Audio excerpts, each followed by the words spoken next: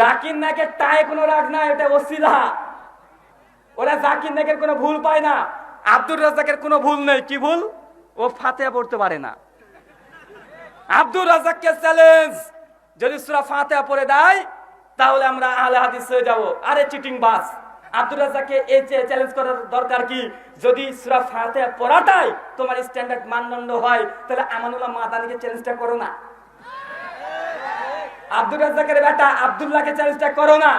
কারণ সূরা ফাতিহা পড়লে যদি তুমি আহলে হাদিস হয়ে যাও, তো আব্দুর রাজ্জাককে চ্যালেঞ্জ কেন? তার বাচ্চাকে চ্যালেঞ্জ কর না। মানে এটা সিটিং বাজি ছাড়া কিছু নয়। মানে যখন দেখছে আব্দুর রাজ্জাকের বক্তৃতা লাখ লাখ মানুষ চলে আসছে, অনেক হানাফি যারা কবর পূজারী, মাজার পূজারী, আব্দুর রাজ্জাক বিন ইউসুফ, ডক্টর জাকির নায়েক, ভারতের আমাদের শেখ মতিউর রহমান মাদানী হাফেজাহুল্লাহর বক্তৃতা শুনে যখন কবর মাজারকে ত্যাগ করে দিয়েছে, বাপের কবরটাকে নিজে হাতে ভেঙেছে, বাপের ছবিটাকে যখন আগুন দিয়ে জ্বালে পুড়ে ছারখার করে দিচ্ছে, হুজুরদের মাথা ঘুরছে। আরে সর্বনাশ, এখন চ্যালেঞ্জ করতে হবে। চ্যালেঞ্জ না করলে আমাদের মাযহাবকে আর ঠেকানো যাবে না। আব্দুর রাজ্জাকের সূরা ফাতিহার চ্যালেঞ্জ,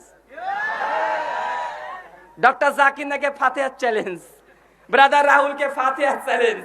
কেন বলেন তো? এগুলো চিটিংবাজি, এখানে চিটিংবাজি। আমরা বলেছি যদি কিরাত প্রতিযোগিতা করতে হয়, আহলে হাদিসের ছোট ছোট শিশু যারা আছে মাদ্রাসায় পড়ে, তাদেরকে বসিয়ে দেবো, তোমাদের হুজুরকে নিয়ে আসো।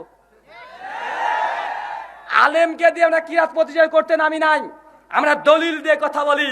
দলিলের সামনে এসে তুমি 5 মিনিট দাঁড়াতে চেষ্টা করো, ইনশাআল্লাহ দলিল দিয়ে তোমার কবর রচনা করে দেবো। যেমন শাহজালালের কবর আছে, ওই কবরের পাশে তোমার কবর রচনা করে দেবো। দলিলের জোরে, আমরা মুখের জোরে কথা বলি না, দলিল দিয়ে দাফন করে দিতে পারবো ইনশাআল্লাহ। আল্লাহ সুবহানাহু ওয়া তাআলা এই কথাগুলো বোঝার তৌফিক দান করো। সকলে বলি আল্লাহুম্মা আমিন। সম্মানিত দর্শক মণ্ডলী, আমাদের যে আলোচনা সভা চলছে, এটা কি আরো চালিয়ে যাব না বন্ধ রাখবো? এই বছরের জন্য নয়, সামনে বছরে হবে কি হবে না? সারা জীবন আমৃত্যু হবে কি হবে না?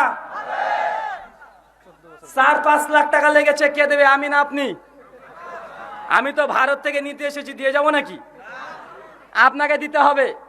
আমি তো কষ্ট করবো আপনার জন্য, আমার সংসার আপনাকে চালাতে হবে। যেটা আমার সংসার আপনি না চালান, আমার মুখ বন্ধ হয়ে যাবে। হবে কি হবে না? কথা বলেন। আপনি যদি আমার সংসার না চালান, তাহলে আমাকে নিজের সংসার রোজগার করতে হবে। করতে হবে কি হবে না? হবে। তো আমাদের যুব সমাজ, তরুণ সমাজ এত বড় আয়োজন করেছে, তাদের শুকরিয়া আদায় না করলেও নয়। আল্লাহ সুবহানাহু ওয়া তাআলা তাদেরকে তুমি অবশ্যই ইহকালে এবং পরকালে একদম খায়ের দান করো। সকলে বলি আল্লাহুম্মা আমিন। শুধু আল্লাহর কাছ থেকে প্রতিদান নিলেই হবে না, আপনাদেরকে কিছু প্রতিদান দিতে হবে, টাকা দিতে হবে। কারা কারা টাকা দিবেন না একটু হাত তোলেন তো ভাই। দিবেন না? দিবেন না? তা হাত তুলছেন কেন ভাই?